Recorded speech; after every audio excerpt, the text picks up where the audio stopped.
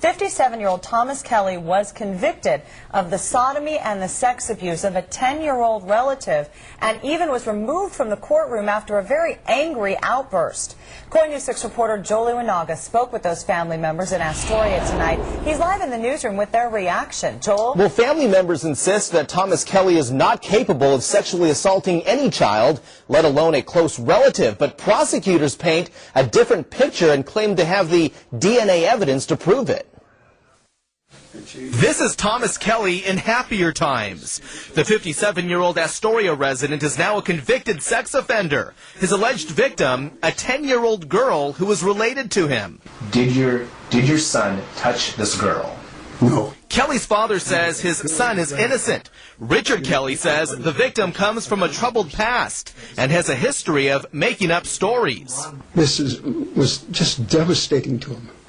You couldn't believe it. The family can't believe it. The family will not believe it. The sensitive case has split the Kelly family, yes, with only one member, the victim's father, the only member to believe his daughter. The jury also believed the girl's story, however, by convicting Kelly of 24 counts of sodomy and sex abuse. In this case, there was absolutely no support from her family, and yet she was able to come in and testify, and the truth won out.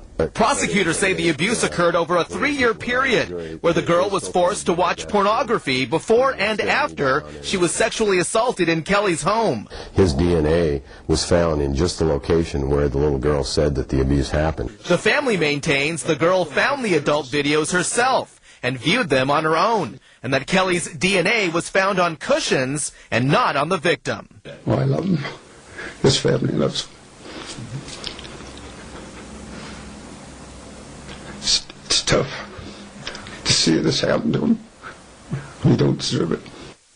After the verdict was read tonight or yesterday, an angry Thomas Kelly shouted at jury members maintaining his innocence. He was led away in handcuffs to the Clatsop County Jail, where tonight he refuses to eat, he refuses to talk. Now, sentencing is set for July 3rd, and because of Measure 11, Kelly is facing a possible 140 years.